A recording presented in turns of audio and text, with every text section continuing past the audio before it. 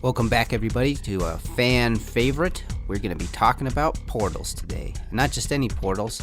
We've made a crash landing back to the Land of Enchantment here, and we're going to be talking to none other than the New Mexico UFO Hunter. That is right, the New Mexico UFO Hunter. This man is certain that he's found a portal in the north of New Mexico, and we're going to hear his story and find out exactly what he's seen out there. So get ready for the podcast because it's going to be a blast. And we're going to interview him and talk to him about all that stuff.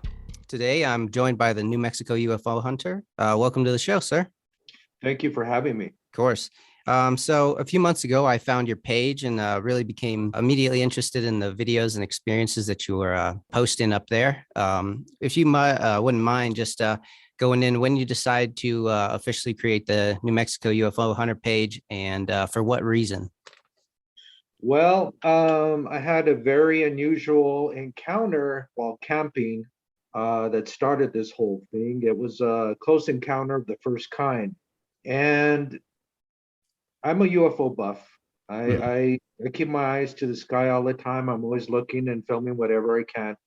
In any case, we continued to camp at this place and there continued to be activity there. So with the activity, I started recording and I thought, hey, this needs to get out. This needs to get out to the public. So I created a Facebook page and I started putting my videos on there. And I'm a beginner at all of this. So this is the new thing for me. And it turned into being a hobby. And I was very excited about that and continued to pursue this. And I'm just adding more and more material because this is going on 24/7. Yeah. Yeah. Well, that's excellent. So you said that you were kind of always a UFO buff, keeping your eyes to the sky. So do you remember how early that you were like interested or knew about the subject of UFOs or anything like that? Well, I think I started getting interested when I heard about Chariot of the Gods. Oh, yeah. I know that Yeah, do book. you remember that? Yeah. And that sparked my interest. But as a young child, I was probably 8 or 9 years old. I had an experience with some friends that made me curious. Okay. Okay. We were having a sleepover. We all sleep out in the summer at night with our sleeping bags and have fun. It's kind of like the girls do, but it's the guys do. Yeah. And we were sleeping out and I was staring into the sky and I saw a shadow come over us. It blocked out all the stars. It was, I guess, kind of invisible. I couldn't tell. You could see a distortion in the sky. Uh-huh. Came over us. It was fairly high, blocked out the stars. And I just kind of sat there thinking, what the heck was that? Did I just imagine something or was Uh-huh. that? Yeah, yeah. So it started then, Chariots of the Gods. I got curious. There was a long time there that I didn't even think about it until something happens. And then you're like, oh my goodness, there's Yeah. something going on here. Yeah, Okay. that's And how I got started. yeah, and then I'm guessing that was in New Mexico when you had that experience. Yes, it was in Santa Fe. Oh, okay. All right. So up north. Nice. So one of the things that is big on your channel is the fact that you've found a place that you believe is a UFO hotbed or a portal. Would you mind Yes. taking me through your first UFO encounters at the place that you referred to as the portal? Okay, so this story starts in 2020 when COVID started. And of course, everybody was staying home. They were all locked in. Nobody could go out. My wife and I like to camp. Yeah. And all the camping places in New Mexico were closed because of COVID. So we couldn't go anywhere. And we had a friend that had offered to let us camp at his property up in an area called Abiquiu, New Mexico. And so we decided to go and check it out. We took a drive up there to take a look at it and see what we were facing. And we liked the area. So the following week, we decided to go camping. This was in late June. And we got to the campsite. It was unapproved. This guy owns 10 acres up in this canyon. And we sat there all afternoon cleaning the area out, setting up our camp. It was exhausting. Yeah. Um, We set up our camp. We were exhausted. We ate dinner. We went to bed about 10 o'clock. And during my slumber, just as I was starting to fall asleep, I heard this really strange noise. Hmm. It sounded like a drone, but it sounded really deep. Uh-huh. It sounded like it was in distress. Okay. And I heard it for a brief moment, maybe about 3 or 4 seconds, and it went away, and I didn't think anything of it, and I went to sleep. Well, my wife heard the same thing without me knowing about it. We didn't Yeah. say anything about it, okay? So, approximately 2 weeks later, we decided to go camping again. This time we took, there were no events that happened that first day that we were Okay. aware Hmm. of, that first camping trip, excuse me. Yeah. Second camping trip was a couple of weeks later. We took my stepson and his wife, Okay. and it was nice. We had four of us. We got there, we set up the camp. This was on a Friday. Ate dinner and decided to sit around the campfire and tell stories. Well, my son, stepson, I call him my son because he's that close to me. Yeah. Um, him and his wife are very religious people. Okay. So the thought of paranormal and the thought of UFOs and aliens to them is kind of foreign and not really accepted. You know what I'm Yeah. saying? It's kind of like, yeah, well, we'll believe it when we see it, right? Yeah. And so we were sitting around the campfire. I was telling them stories, telling them about the moon and all its crazy things going on with it and Yeah. UFOs and such. And they were just kind of looking at me with a smile, like, well, he's a storyteller. And we weren't drinking or anything because they don't drink alcohol and I don't either. So we're having a really good conversation. And then all of a sudden we hear this noise. And it's the noise that I just described to you. Sounded like a drone, very, very deep. Sounded like it was in distress. Yeah. And it was echoing in the canyon. It was inside the canyon. Hmm. Now, you got to understand the canyons near Abiquiu some of them are very steep, Okay. as in an angle. Yeah. So you've got probably maybe 2,000 feet before you reach the top of Mesa. Oh. Oh, wow. So Okay. we're inside a valley, okay? We're Hmm. inside the canyon. The canyon was very narrow. At some points, maybe 100 yards wide. That's, That's how narrow it was. oh, wow. Sitting around the campfire, we all hear this noise. It was to the south of us, Hmm. coming up in the canyon. And we kind of look at each other like, what the heck is that? And then the reasoning starts to come in as to, well, that doesn't sound like an airplane. Yeah. And then we're like, well, how can an airplane even get into this canyon, right? It's so narrow. Hmm. And then we're like, well, it's not a helicopter because we don't hear the rotor blades or anything like that. And as the sound starts getting closer, we all jump up from our seats and move around the campfire. We were in some trees. We Yeah. moved around the trees. There's a large clearing. And all of a sudden, this UFO appears over the treetops. Now, this UFO is described as rectangular. It was Uh-huh. approximately 20 by 50 or 20 by 60. It had white lights on all the corners. It Hmm. had depth. I could see the depth in the dark. Okay. But what really interesting was the bottom of the aircraft had all these rows of green plasma lights. They Yeah. reminded me of floodlights. They were all Okay. in rows, and Uh-huh. there was well over 100 lights. Okay. This thing comes up upon us and over us. It's maybe 50 to 80 feet above us. Okay. That's what it was. It was right underneath us. Yeah. And we're not saying anything. We're all sitting there staring at it, freaking out as to what the heck we're Yeah. looking at here. We're kind of in shock and awe at Of the course. same time. The UFO making this noise, there was no distortion underneath us. Yeah. There was no wind, just the noise and the aircraft moving slowly over us. And then it decides to proceed down the canyon, and we watched it until we couldn't see it anymore. We all kind of just sat there and looked at each other and kind of laughed and said, did we just see a UFO? Yeah. What was that? Wow. And a lot of people would be really scared. If you saw what was the movie? Oh, I can't think of the movie Yeah. right now, but it was about that Travis Walton Oh yeah, Fire in the Sky. Fire in the fire. Sky. Yeah. You saw Yeah. how close that UFO was to that guy. Well, that was almost Yeah. as close as that UFO was to us. Okay. And after it happened, we all looked at each other and just kind of laughed it off and talked about it and realized that what we saw was a UFO.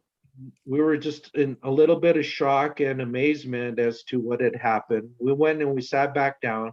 Now, most people would think, what the heck are you doing? Get the heck out of there. Yeah. You know, Yeah. just have a close encounter of the first kind with a UFO. Most people would be scared as hell and Yeah. get Like the get heck. out of there. Yeah. And we sat there and we thought about it. And then we looked at each other and like, we're here for 4 days and we just got here. We don't want to Yeah. leave. Turn around there. So we got a braveness in us and we decided to stay. We had weapons with us, we had Yeah. guns with us, we had floodlights, so we flooded the area with lights and kept our guns close to us, and we all went to bed. Of course, I know I didn't get much sleep that night, and I know my son-in-law and wife and his wife didn't get Yeah. much sleep either because what had just happened. Of course. The next day we start talking about it again and we get into the religious part of it because I have these religious people with me, and now they're thinking a little bit differently about religion because we're supposed to be the only creatures in the Yeah. universe and all this stuff, and it wasn't the case. Obviously there was something or somebody flying that craft. um my only conclusion could be it was that it was aliens. Uh-huh. Well, this stayed in the back of our minds the rest of the trip. We talked about it periodically. On the final day, which was Sunday, we had gotten a terrific rain. It was already summertime, so it was really Okay. nice in the afternoon. We shut down and let the rain take its course. And late afternoon, about 6 or so, there was a really beautiful sunset. And my daughter-in-law decided to take pictures with her phone. And she was just snapping pictures of this really beautiful sunset around the area. And she starts looking at the pictures, and lo and behold, there's a UFO in one Yeah. of the pictures. And I looked at her and I was like, holy crap. I was like, what's going on here? Yeah. This was a delta shaped UFO, Mm-hmm. but it had round corners. It's not like the TR3B. Yeah, I know Have what you you're heard talking about about. that? Yeah, I have Yeah. heard about that. Didn't look like a TR3B in the photo. And Okay. that's on my Facebook page. It's one of the first photos I Okay. posted. I think that yeah, I went through and I saw like a compilation kind of like the best ones. And I think I've seen that one. That was like on a cell phone. It said like taken Yeah. with cell phone. Yeah, I remember seeing that one. In addition, as she was looking through the pictures, she caught a second UFO. Yeah. This one was in the clouds, but it had a sharp point to it, a triangular shaped sharp point that was Yeah. sticking through the clouds. Okay. That's what we captured on her phone. And we Yeah. were like, holy moly, look at this. And we're sitting there, and that's like 3 different UFOs we encountered that weekend. And we're just sitting there like, well, we didn't know what to think. We really Mm-hmm. didn't know what to think. We were just in amazement, kind of blessed that this had happened to us, scared that this had happened to us. Of course. It left my mind spinning. I was just trying to figure out what the heck is going on here. Yeah. Got so many UFOs in this area, it's kind of scary, you know? Mm-hmm. Like, well, what do you think about it? What do you think about all these UFOs out here? And we're just scratching our heads. Well, the camping trip ended. We ended up going home. We talked about it some more. My wife and I liked the area, so we decided to go back camping again a couple of weeks later. And we had no special events happen to us. We didn't see any UFOs. We didn't hear anything. I couldn't see anything. Yeah. I got my phone. I have a decent Samsung with a decent camera on it. Yeah. And I just started snapping pictures of all over the area, the sky, the canyons. And lo and behold, I captured more UFOs. And this is when it really started to spark my interest because now I know that they're there. And Hmm. I'm like wondering why in the heck are these UFOs there? Different shapes, different sizes. You can't see them to the naked eye unless you're really lucky. I Yeah. think I've seen maybe 2 or 3 UFOs this whole time in the past 2 years that I've Yeah. actually visually So with, seen. yeah, with your actual eyes and The okay. rest are all cloaked, Hmm. which makes them invisible, but not completely invisible.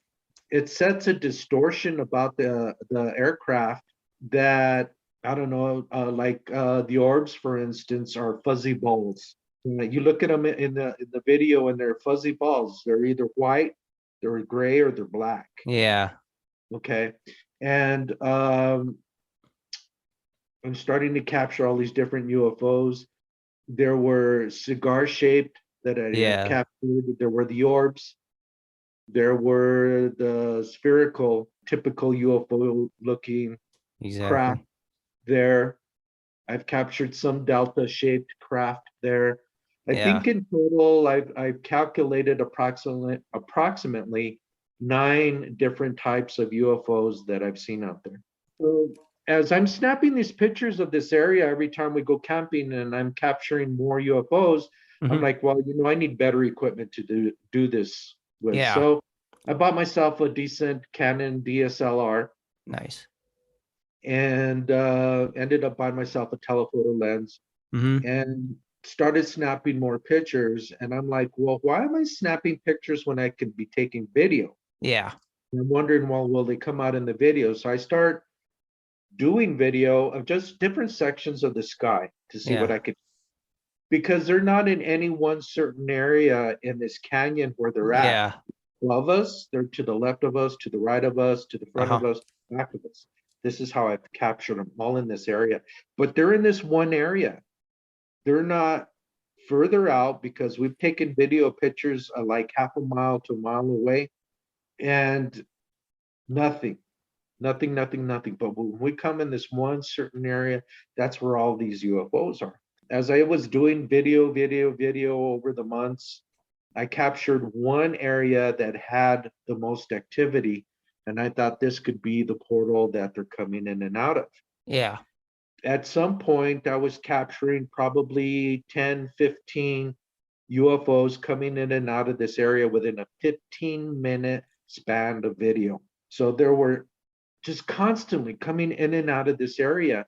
Hmm. And I was just like, what the heck? Yeah. We had a couple of incidences there.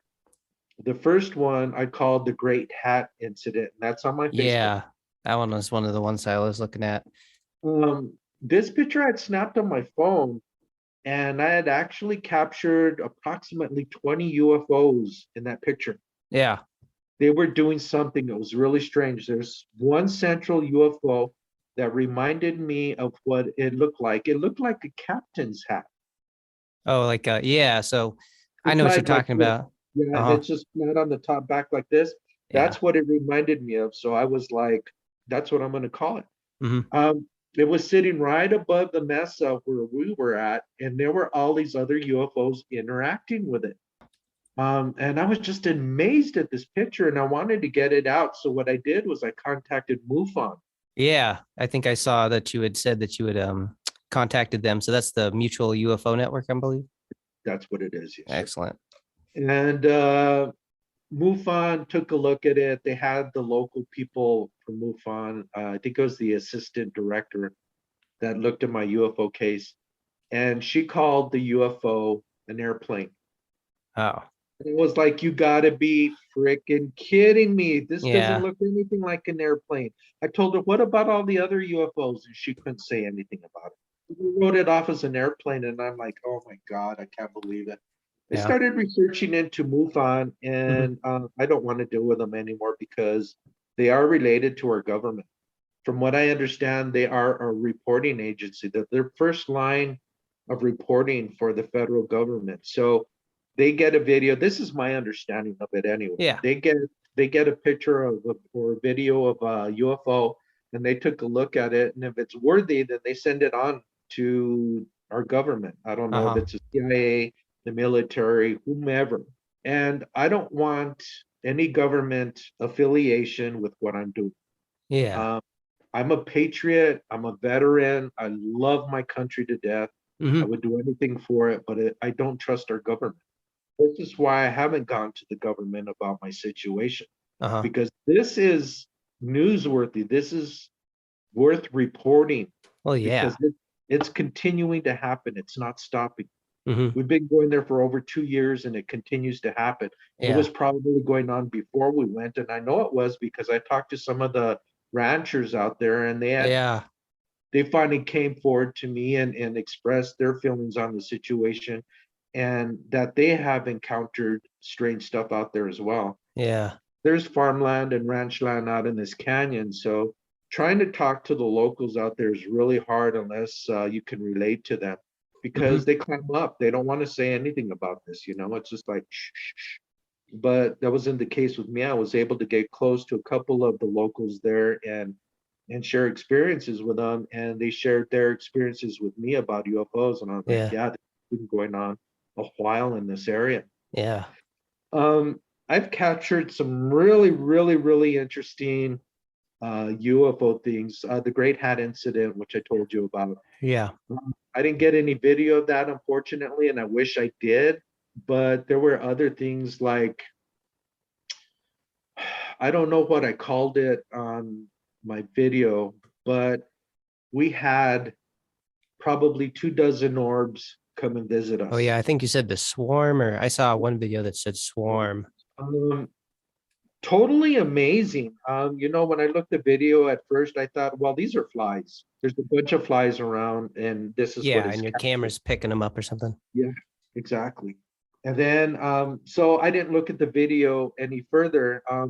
When we're camping, I go a little bit with the technology when we go camping because I take my computer with me. Yeah. I take my camera. We have electricity out there because Oh, this is nice. and it's got electricity on his property.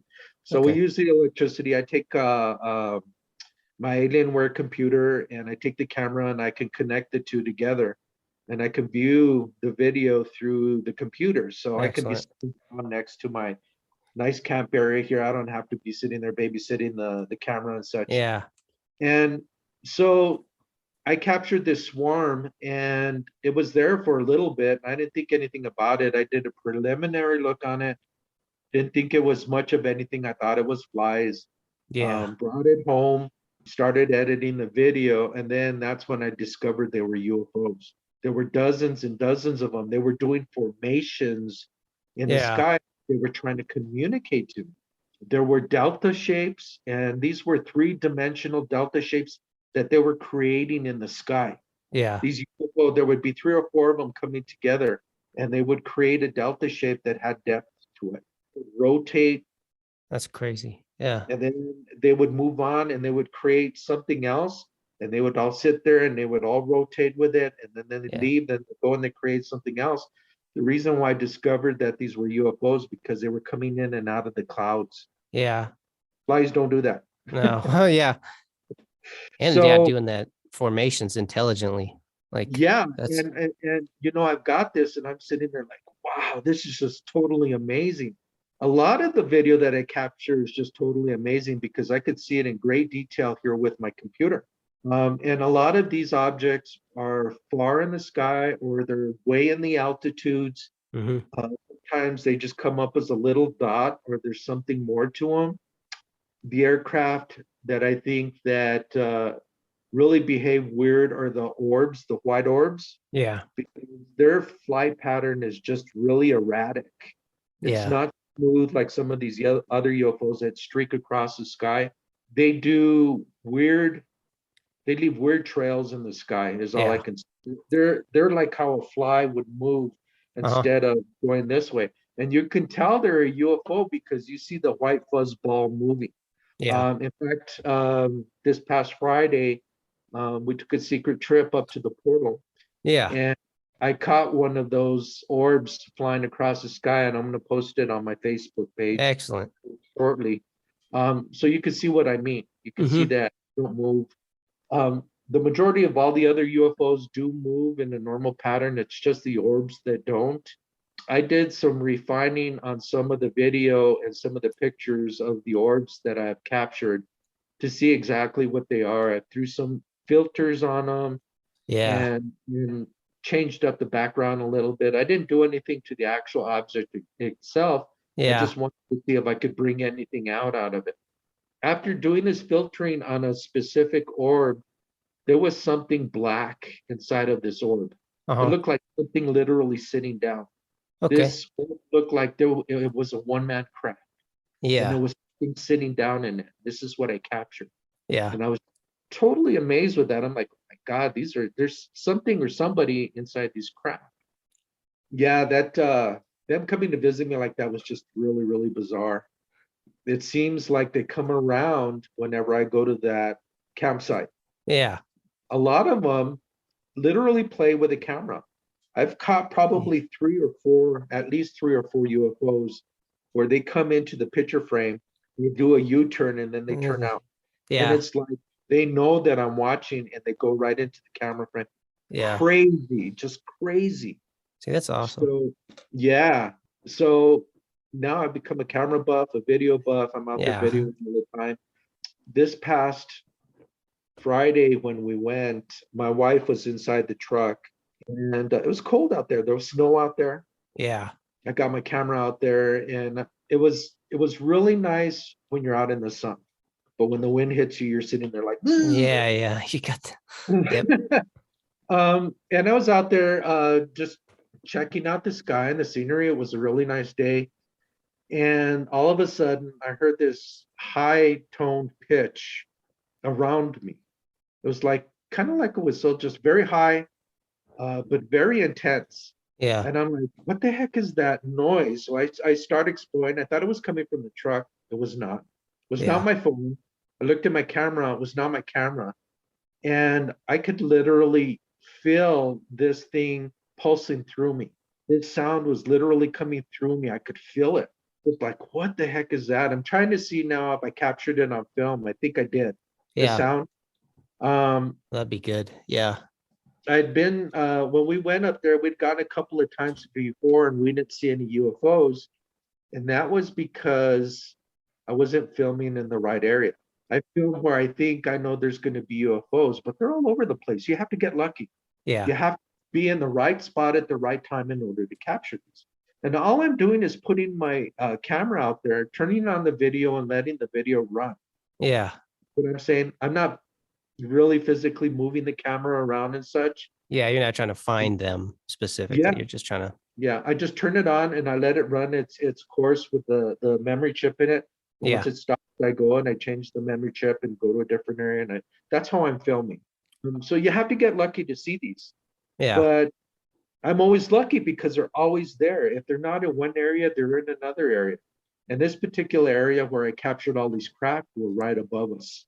I had turned the camera towards where they usually come in and out of, and I didn't find anything. I went all along the mesa and I didn't find anything. So I decided to turn the camera above us, which I've done before several times and always captured something strange. In this particular case, that's how I had the swarm visit us. I had the camera right above us. Hmm. So they're above us. Yeah. They know we're there. They don't make themselves known. And this goes back again to the close encounter of the first kind. Let me skip back to that just for a little bit. Of course. We don't believe we got abducted. Hmm. There was no time lapse for us or anything like Yeah. that. No missing time or anything. Yeah, we all talked about it and we were like, well, I don't think we got abducted. And we're like sitting there wondering, well, why in the heck did this UFO come over us and make its presence known? Hmm. And that's been one of the biggest questions on my mind. And I've done a lot of studying and thinking on the situation. And UFOs don't make themselves known to people unless there's a reason. Hmm. Personally, I don't think the aliens in that craft liked us. That's what I'm thinking, because otherwise, I'm thinking there's got to be some kind of abduction going on here. It's just Yeah. crazy. It's really, really, really crazy. Yeah. So, that leaves a huge thought in your mind when you have an experience like that as to why didn't they interact with us or Hmm. do something strange or abduct us or anything like that. I'm glad we didn't get abducted. Yeah. Yeah. I don't want to get abducted. I have my gun with us every time that we go out there. Yeah. I don't want to engage with aliens if I can help it, unless I know that they're extremely friendly. Yeah. I've been studying alien species for a while now, and it seems like the grays are always involved, and I hope we don't encounter any grays because, as I understand it, the majority of them are mean, bad. Yeah. There's Yeah, they supposed to got be an something nefarious about them, right? yeah, And got just an evil intention. Yeah. yeah. So I'm wondering, what are piloting all these different craft? Yeah. There's all these different craft out there, and some of these are huge.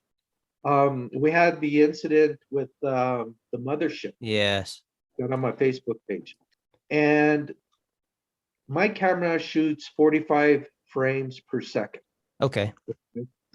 And what I do is I go and I check these videos frame by frame by frame by frame. Yeah. That's what you have to do in order to catch these UFOs. So when I do a video, I put it on and I look at it initially to see if I can see anything flying through the screen. Yeah. Sometimes you catch the UFOs going slow. The majority of the time, it's just a quick zip. Yeah. Zip through. And then when I see that, then I can slow it down and go through it frame by frame to see exactly what it is. Mm-hmm. And I take pictures of all these frames and then I edit and put it into my YouTube page. On the mothership incident, the mothership showed up in only one frame, Yeah. which I found, it just blew me away when I found it. I was like, my Lord, what is that? The mothership, the story goes, is that I was looking at the video and I noticed a lot of these white orbs cutting across from the left to the right of the sky. Yeah. And I thought that this might be something coming off the trees because there's cottonwoods up there and stuff like that. Uh-huh. And that was my explanation for it, was cottonwood initially, until I started looking at it frame by frame by frame by frame. And I'm like, oh my God, these aren't cottonwood fluff. Yeah. These are white orbs or orbs. Mm-hmm. You see the orbs in the sky all the time. They're round. Sometimes they're silver, gray, black, or white, from what I've seen up here. And these were white initially, and then when they came into the sun, you could see them as like a silver or gray orb. Mm-hmm. They came in very clear, but they were coming across the sky from left to right, and there were multiple Yeah. craft. It was like a visitation. Uh-huh. It was downright scary. I'm like, what the heck?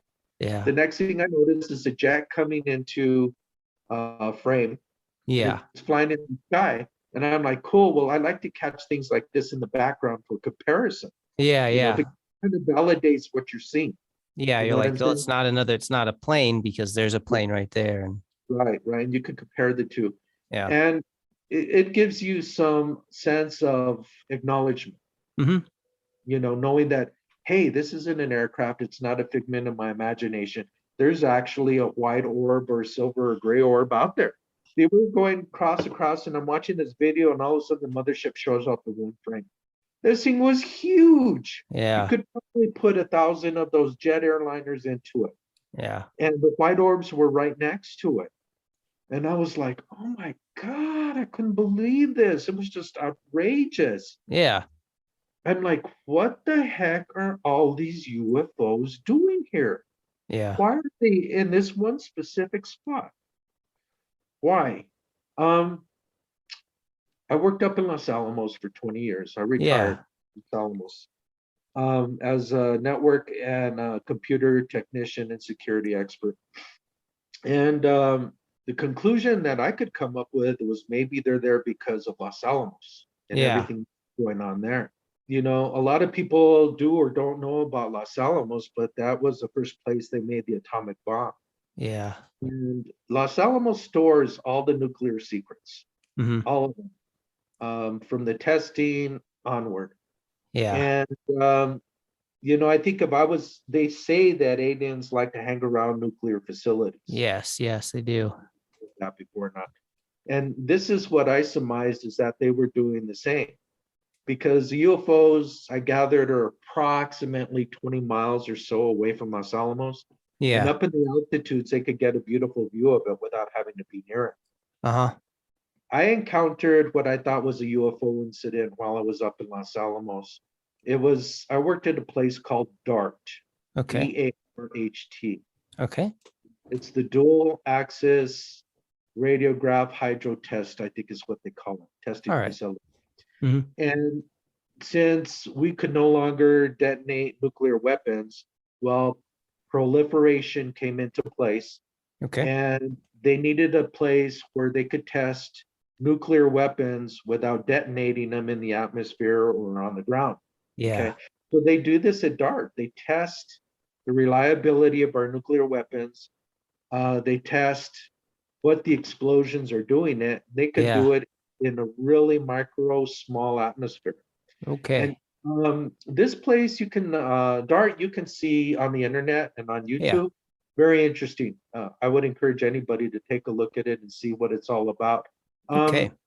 So on one particular occasion, I was having to work at night because we were having what they called a night detonation. They were actually going to do a test at night, and it involves explosives. And it's a pretty intense explosive because there's beryllium involved, this Okay. kind of thing. We have to be at a distance. And myself and some of the other crew were sitting outside waiting for this detonation to happen. We wanted to watch it. Yeah. And I noticed this bright light in the sky. And I looked at my comrades and I told them, I said, look at that. I said, that does not look normal. That's not any star or planet. And you know it because it stayed in that one spot. It did not move. And Yeah. we were out there probably for an hour and a half. Yeah. Didn't move. It stayed there. So we found that to be really, really, really odd. But this Mm-hmm. is something these UFOs do. So yeah, I think maybe it might have something to do with Los Alamos. That's my best guess. I don't know. Um, so the story goes is that I still continue to go up there. We go up there for picnics. We only spend a couple of hours up there because it's a drive. It takes us probably 2.5, 3 hours to get there. Yeah. So we only have about 2 or 3 hours to do any filming and eat and just enjoy ourselves. And Mm-hmm. then we come back home. We do that during the winter because it's just too cold to camp out there anyway. And my trips are always fruitful.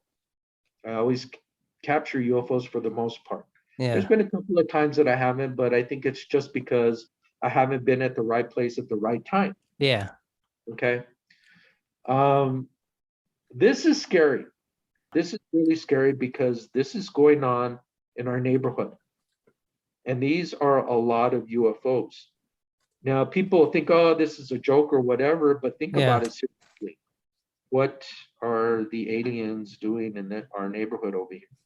You've got places here in New Mexico that have UFO activity. That mountain up in Dulce, Yes. that's got the base supposedly underneath it. Mm-hmm. I am a firm believer that these UFOs are definitely underground. Yes. In this area that I'm at, I discovered what I believe is where the UFOs are coming in and out of is inside this canyon. They're Yeah. disappearing in this canyon. I've tried to make a hike up there to scope out this canyon, and it's extremely difficult. I didn't succeed. So it's a good place for them to hide because I mean, trying to get to this area is really, really, really Yeah. difficult. No trails or nothing. You're trailblazing. You're going up an extremely, Yeah. Like rugged terrain. yeah, just Steep. really, really rocky, steep. You have to watch for snakes and cactus and Oh, all this. Yeah, just really crazy. We ended up walking up to trying to get to the top of the mesa, Mm-hmm. and we ended up facing a large canyon wall. So we were stopped at that point. Yeah. We had to get back down. We planned to scale it again this year. Yeah. I'm currently trying to exercise for it to get up. Yeah. again. Get ready for it. Yeah. I'm an older guy. I'm already headed on 60 years old. So Mm-hmm. it's difficult for me. I mean, for a young guy Yeah. like you, it would be an easy thing to do. Yeah. My stepson can scale it without problems, but I want to see what's on that other side. Of course. I've looked at it through Google Earth so Yeah. many times, and I can't figure out how they're getting into the mountain. I Mm-hmm. believe that there is the possibility of a tunnel running from there to Los Alamos, possibly even running to Dulce. I'm a firm believer in all these tunnels that are underneath us because I have seen tunnels through Los Alamos and through my military experiences that went on forever. Yeah. And you're like, well, where in the heck are these tunnels going? But you have no idea, Hmm. right? One such tunnel I encountered at Kirtland Air Force Base. I talked to you about it, the Manzano Yeah, Mountains. Manzano. Yeah, I looked it up and such. It was about first it was constructed to site Able in the fifth or the 40s, and then they used it to store like nuclear munitions, Mhm. from what I see. Yeah, yeah. Well, I was there in the early 80s Yeah, as the munition system specialist. That was my first base assignment that I got after my tech school. excellent. And I talked to one of the sergeants before I went out there, and he said it was a nuclear storage facility. I didn't have any idea until I got there. I was like, Herndon Air Hmm. Force Base? Come Yeah, on, that's Albuquerque, you know? I live in yeah, Santa Fe. I've never seen a nuclear storage facility on Kirtland Air Force Base or anywhere. Well, lo and behold, there's the Four Hills area yeah. just the east of Kirtland Air Force Base. There are four little mountains. Hmm. They're all covered with high security fences. There's like 4 or 5 high security fences around them. Yeah. The little fence is charged with I don't know how many thousands of volts. It's powerful enough to pull you into it if you get near it, and Oh, it'll kill you. yeah. They had an incident where they had a high school student that was curious go out there, and he was killed because of that. But it's impenetrable. They have over 360 security personnel working in that area. This was back in the 80s, okay? It's now moved, but there's several igloos that go into the mountain, Yep. probably well over 100. And in each of these igloos are stored nuclear weapons, from the simple bombs, just the warhead, Yeah. to the complete missiles themselves. Uh-huh. Um, I saw almost anything and everything that's in the arsenal. I touched almost anything and everything that's in the arsenal. I could say that if we had a nuclear war, I probably touched one of the nuclear heads that was involved in it. Just thousands of these, That's thousands of crazy. nuclear. Yeah, yeah. This is one of the main storage facilities in the United States. There were three at the time. One other one was Pantex. Have you heard of Pantex? No, This, Pantex. yeah, this is in Texas. Okay. This is where they make the nuclear weapons. Okay. In any case, I worked out there at Manzano Base, and there's this one area that's a facility. It's not an igloo for storing weapons. And you walk into the facility and you go through a couple of doors and down some halls, and you come to this hallway that just goes forever.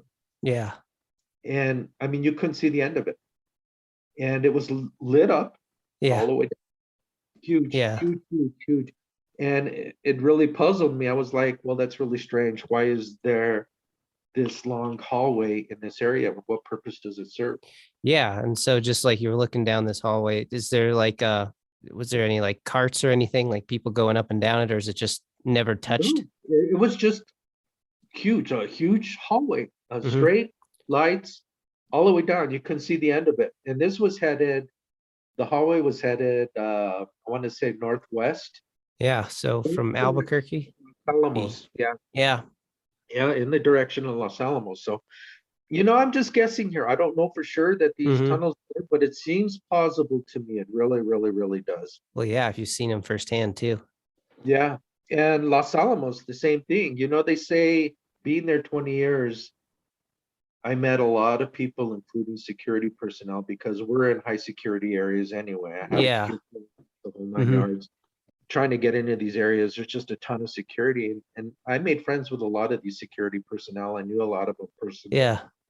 And I asked them the story about the alien. And the story goes is that there's a dead alien out at TA 33, which is one of Uh-huh. the technical areas out there. And this is one of the aliens from the Roswell crash. Okay. And this is coming from the security person, which I believe. I've heard this story before, but when you have your friends telling you that it's real, that they have to keep this place secure. Yeah. One of the people I knew worked inside the operations room where they assign all the personnel and stuff, and they're on the Hmm. radio constantly with them and stuff. And she had told me that periodically they would have an alarm go off in this area, Yeah. and they weren't allowed to be anywhere near it when it went off. They would have to call somebody from Washington to come Uh-huh. down and take care of the situation. And this Okay. where this alien is supposedly held. Okay. It's Okay. dead. It's Uh-huh. dead. So, I don't know if they got it in deep freeze and something went wrong with the freezers or something. But Yeah. she would tell me periodically this would happen, and they would have to call out to Washington to get somebody down here to look at it. Really strange. Well, I yeah. mean, And without any, yeah, like any warning or like reasoning as to why they're like, well, yeah. So, this follows into it a little bit. I yeah. saw a couple of UFOs while I was in the military. One particular situation out in Korea when I was stationed out at Osan Air Base. Oh, wow. We were doing night training, was working at night. I used to work the graveyard, and we saw a set of really strange red and green lights hovering near the flight line. And the only reason why we were aware of it was because it came over the radio of where we were at, Mm-hmm. stating that security was on alert, that there was something in the air and they didn't know what it was. So we went out to look at it, and yeah, lo and behold, it looked like a UFO to us, just slowly moving around the area. Uh-huh. And it eventually disappeared, but the base went on alert. When the base goes on alert, then you know something's going Yeah. on. That was just one of the UFO encounters. My most of my UFO encounters are me keeping an eye to the sky and seeing if I could run into something strange. I always wish I had a camera with me because I'm always catching stuff in the sky.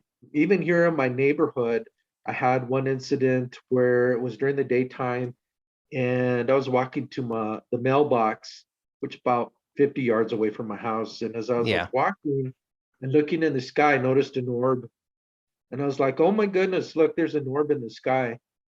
And, I kept it to myself, and I walked up on one of my neighbors. He's an older Yeah. man, older gentleman. And I said, do you have your sunglasses on? He's like, yeah. I said, look up there. I said, there's a UFO. And he looked up there and he's all like, dang if it isn't, dang if it isn't, what is that? Yeah. It's a UFO. I take it kind of nonchalant. I'm not afraid of them. Mm-hmm. I take it really easy when it comes to UFOs. And I think most people would panic or be amazed or whatever. Yeah. I kind of find my attitude a little weird. I Yeah. don't know how to explain it. I should be more freaked out and more Mm-hmm. hyper and more, oh my God, what are we gonna do? But I don't panic. Yeah. They're there. There's nothing we can do about it. There's Yeah. nothing we can do about Well, it. yeah. You know what I'm saying? So what I want to do is this is my little gift to me, I guess, in this world. I want to be able to get this information out. Yeah. I want to get it to the public. I want to get it all over the public so that they can understand that there is a UFO portal in northern New Mexico, and Yeah. there's active aircraft coming in and out of it 24/7. Mm-hmm. Why in the hell are they here? What are they doing? It people are, well, where is it? Where is it? Where is this place? All I can tell you is that it's northern New Mexico and that it's near Abiquiu. Tell you anything more than that because this is private property. We want this to get out, and then there'd be all kinds of crazy people and fanatics out in this Yeah. area. This guy is gracious enough to lend us his land to camp on. Yeah. So, I'm in close contact with him about this situation and everything that goes on. He's Mm-hmm. just amazed by it. He really Yeah. is. He's like, we never had any idea that this was going on. The neighbors, the same thing. He has neighbors to the left of him and to the right of him. And the neighbors to the right of them are priests. I believe Oh, the yeah. Jesuits. I don't know for sure Mm-hmm. what denomination they are. I know that they're from Germany, Okay. but very strange. They're usually always wearing black, Okay. long black robes, very Yeah. airy type robes. They have long hair. We see them walking sometimes along the road that we drive, and it looks weird. Let me tell Yeah. you, they're very tall. Mm-hmm. Um, we had an encounter with one of the priests. It was one of the nights that we were camping, and there was a priest up on the canyon, up part of the mesa. He Yeah. was watching us at night. Yeah. And what happened was we saw his flashlight. And so right away we got up from the campfire and we got our guns and we're like, we Yeah, like who's this? and we're like, what the heck is this light up on the canyon here? What's going on? It started moving across and we yelled. We're like, hey, who's up there? We're gonna shoot you if you don't tell us who's up there. Yeah, And he's, hey, this is Father so and so. yeah, And we're like, what the heck are you doing watching us? yeah, We told him we're armed, don't come close to us, yeah. get away from. The next day, we're out there, my wife and I are talking, and he walks up to the camp. We didn't hear him. Oh Scared the yeah, crap out of us. yeah, And I had a conversation with him. Funny enough, come to think of it, this was during our first close encounter of the first kind. I think yeah, this happened Saturday night. So we saw him Saturday night. yeah. That Sunday he came up to the camp and introduced himself to us.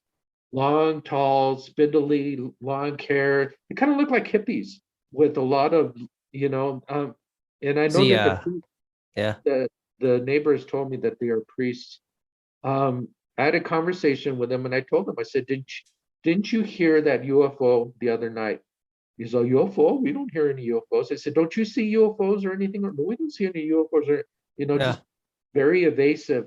He yeah. found it to be very evasive and strange. And I came up with not a conclusion, but a thought that maybe these guys can be aliens if I we was don't gonna know. say that was that's actually what I was sitting there. I'm like, okay, so he's tall and they're kind of strange and they don't want to mention the UFOs and like what? Yeah, Kind of, yeah. yeah, And I know that they're in a position to because we found they built a temple up hmm, on like maybe a quarter of the way up the canyon wall, not yeah, too far from where we camp.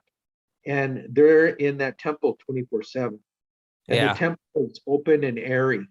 So yeah. they could see what's in the sky and such. And Okay, I'm like, yeah, dude, I know you saw a UFO. You're just not saying it. yeah.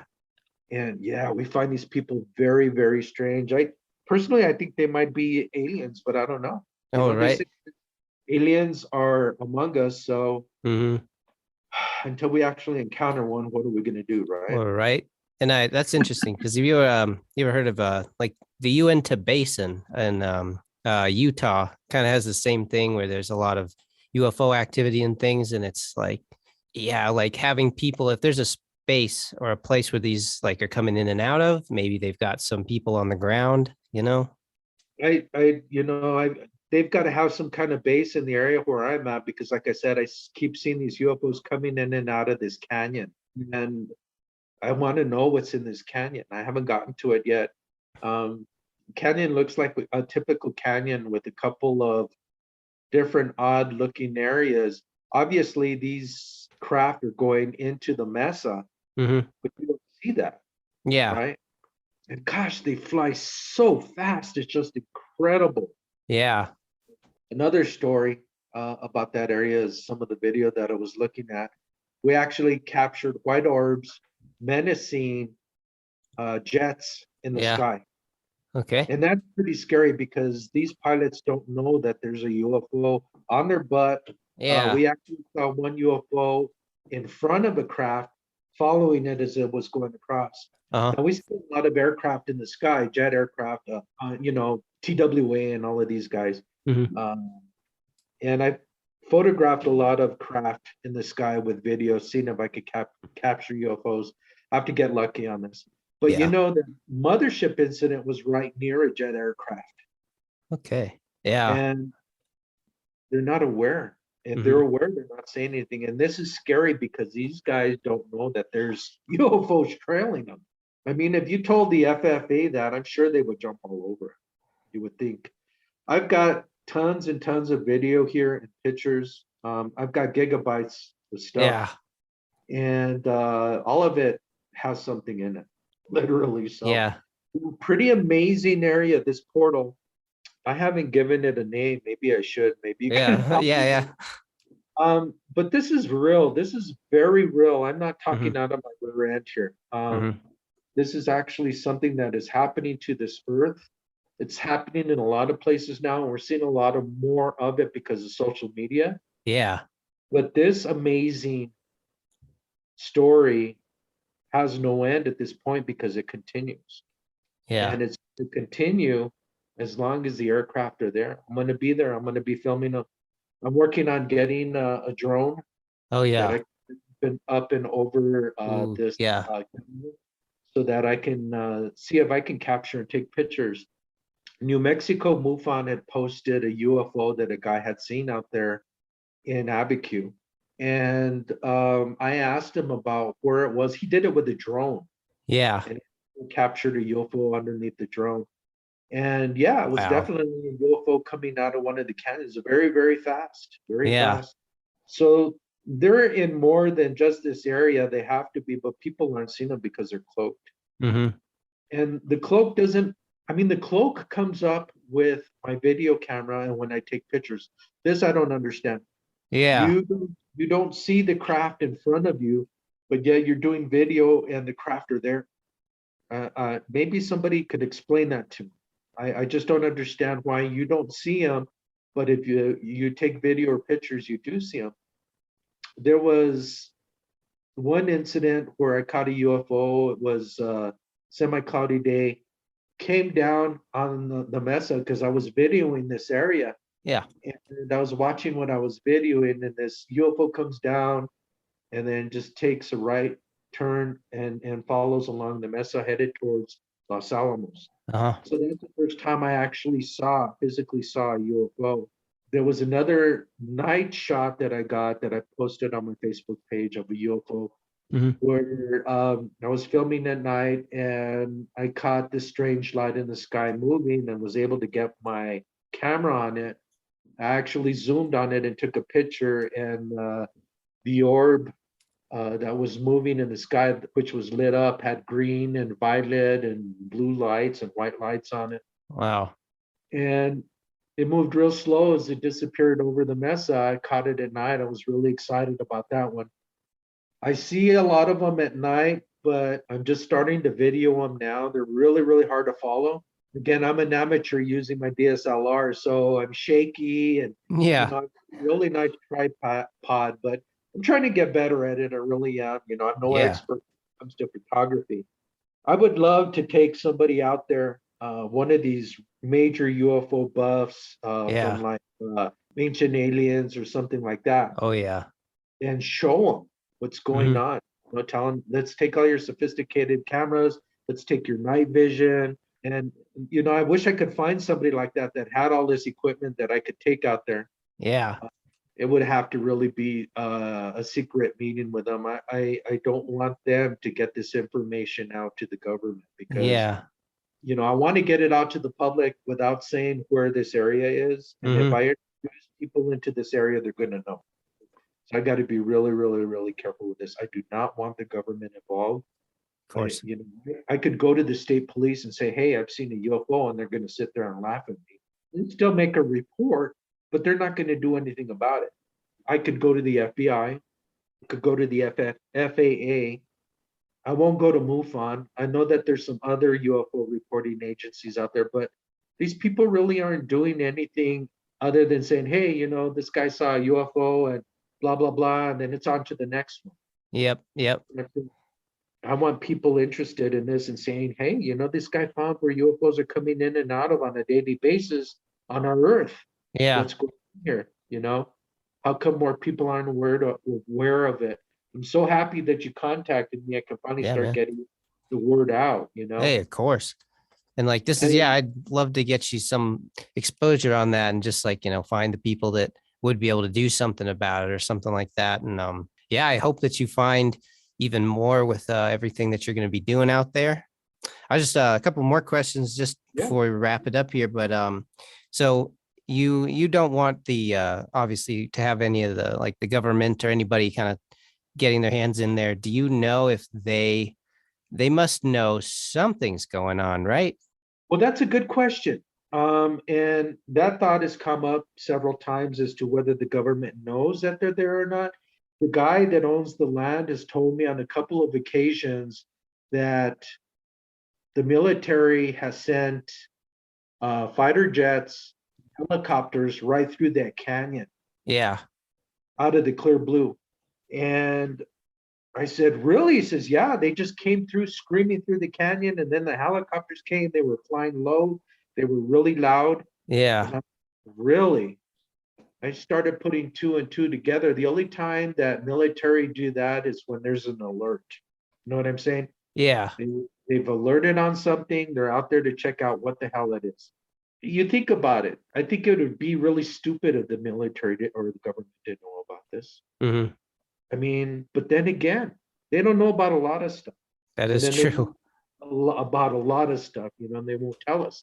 The government gets a hold of this, they're going to put it under the carpet, dude. They don't want this out. You know what I'm saying? If this gets out, and they're trying disclosure now, but they're giving Yeah. us little tidbits. Yeah. Nothing crap.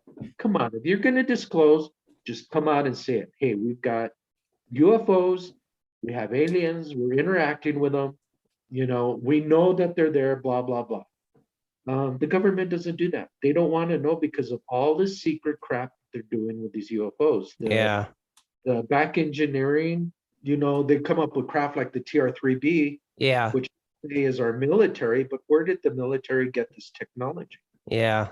They're trying to Right? get it from the alien craft or back in, as you said, back engineering or. So I'm like 50-50 on it. I don't know whether they know about it. They're not saying anything if they do. That is true. Yeah.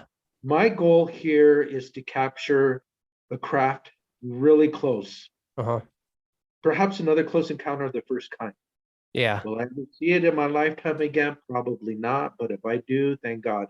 I want to capture it really, really close. And then what I'm going to do is I'm going to put a package together of data, and I'm going to send it to all the local and all the other news agencies, ABC, NBC, CBS, Yeah. the major news outlets with this package. Because if the government gets wind of this and they get a hold of me, get Yeah. wind on me, they're Yeah. going to depend on me. I already know it. They're going to make Mhm. me secret about this. I can't say another word. You're Yeah. blacking out. And if you Yeah. don't, we're going to do something drastic to you. I don't want that to happen. So if something like that is imminent and it's going to happen, I'm going to distribute these packs out to the news agencies and tell them, okay, this is what the government is telling you. You've got a UFO portal in your backyard. Yep. There's UFOs coming in and out of it constantly. We have the proof. Let's get it out on the news and let people know that there's this crap going on, Yeah. That's amazing. Just the whole story. And just like one last question, I guess I got a couple here, but I suppose you kind of answered what I was gonna ask, which would be like what's next for the New Mexico UFO hunting channel, collecting that data, trying to get more information and get into that canyon. Now, other than I say like UFOs or aliens, would you had any other like supernatural encounters at all? I do. Yeah. Um, I don't know why I'm privy to this. I don't know what's special about me. Yeah. I've had not ghost, but spirit encounters. Okay. Yeah. Something you want to hear about? Yeah. Yeah. Actually. Um, my dad died a week before my 13th birthday. Okay. And I think it was him that was haunting the house because I remember on one occasion, this would started it all.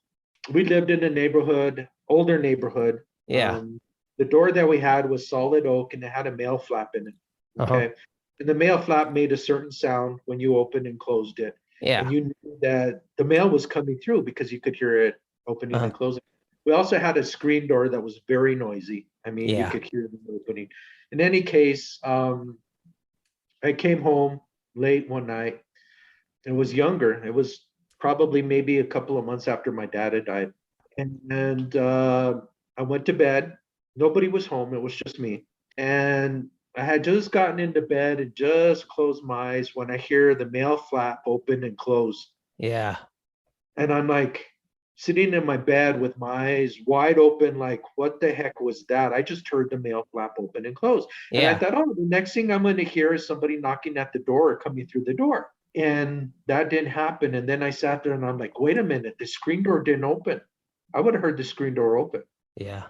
So I'm sitting there frozen in my bed as a young kid, and I hear the mail flap open and close again.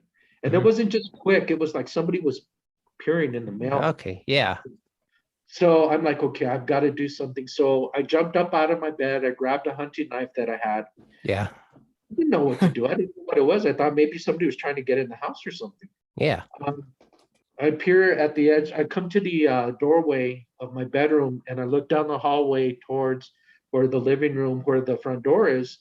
And I'm peering out there, staring at it to see if there's anything there. And the mail flap opens and Yeah. it's open and there's nothing there. I could see it. There was nothing through it. It opened and then it closed. And I'm like, holy crap, there's something there. So I grab my knife. I run to the dining room. I start throwing on all these lights. I run to the front door.